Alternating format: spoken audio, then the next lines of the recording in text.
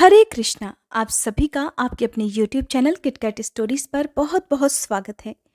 पद्म पुराण में एकादशी तिथि को भगवान श्री विष्णु का ही स्वरूप माना गया है। ऐसी मान्यता है कि एकादशी का व्रत रखने वाले भक्तों को फिर कोई और पूजा या उपवास करने की आवश्यकता नहीं रह जाती। बड़े बड़े यज्ञों से भगवान श्री हरि को उतनी संतुष्टि नहीं मिलती जितना एकादशी व्रत रखने से मिलती है।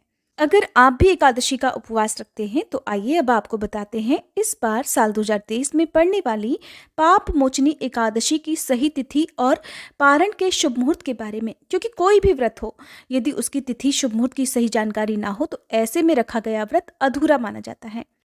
इस बार साल 2023 में 18 मार्च शनिवार के दिन पाप मोचनी एकादशी है और एकादशी का उपवास भी इसी दिन रखा जाएगा।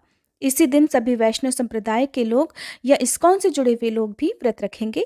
एकादशी तिथि प्रारंभ होगी 17 मार्च शुक्रवार की दोपहर 2:08 से, जिसकी समाप्ति 18 मार्च शनिवार की सुबह 11:14 पर हो जाएगी।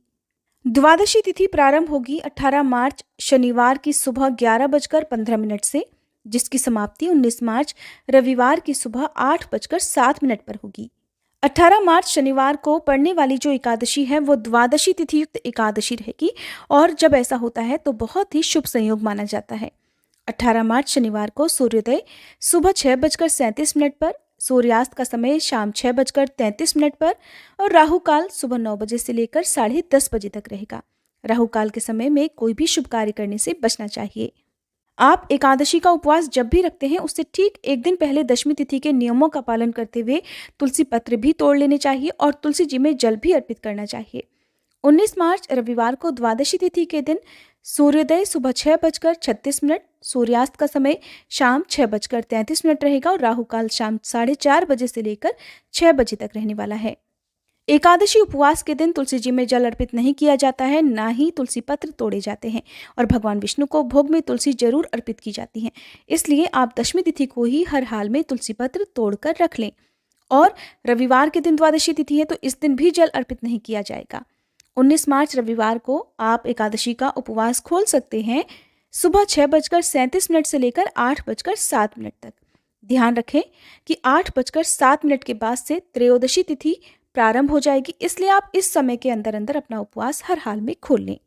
दशमी तिथि को किया गया भोजन शुद्ध सात्विक होना चाहिए। दशमी तिथि के सूर्यास्त के बाद अन्न ग्रहण नहीं किया जाता है। मन में धारणा करके सोएं कि अगले दिन आप एकादशी का उपवास रखेंगे। फिर एकादशी के दिन सुबह सूर्योदय से पहले उठकर स्नान करें, भगवान विष्णु के समक्ष बैठकर व्रत का संकल्प लें, पूजा करें और आरती करें, भगवान को भोग लगाएं, व्रत की कथा पढ़ें, सुने, दिन भर उपवास रखें। शाम को यदि आप निराहार नहीं रह सकते हैं तो एक समय फलाहार ग्रहण कर सकते हैं। इस व्रत में आप दिन में भरपूर मात्रा में जल का सेवन कर सकते हैं और द्वादशी तिथि को शुभ मुहूर्त में आप अपना व्रत खोल लें। एकादशी के दिन चावल या चावल से बनी हुई वस्तुओं का त्याग करना चाहिए। एकादशी के दिन चावल का दान भी नहीं करना चाहिए। भगवान विष्णु को अक्षत भी अर्पित इस दिन नहीं किए जाते हैं। घर में शुद्ध सात्विक भोजन बनना चाहिए। नाखून, बाल इत्यादि नहीं काटने चाहिए और व्रत का पारणा करते समय तुलसी पत्र और जल से व्रत का पारणा यानी कि एकादशी का उपवास खोलना चाहिए। इनके अलावा मौसमी फलों के सेवन से या शुद्ध सात्विक भोजन से भी आप व्रत खोल सकते हैं। अगर आप पाप मोचनी एकादशी की कथा सुनना चाहते हो तो हमारे चैनल पर आगे आने वाली वीडियो को जरूर देखिएगा। जानकारी पसंद आई हो तो प्लीज वीडियो को लाइक करके चैनल को सब्सक्राइब करना मत भूलिएगा।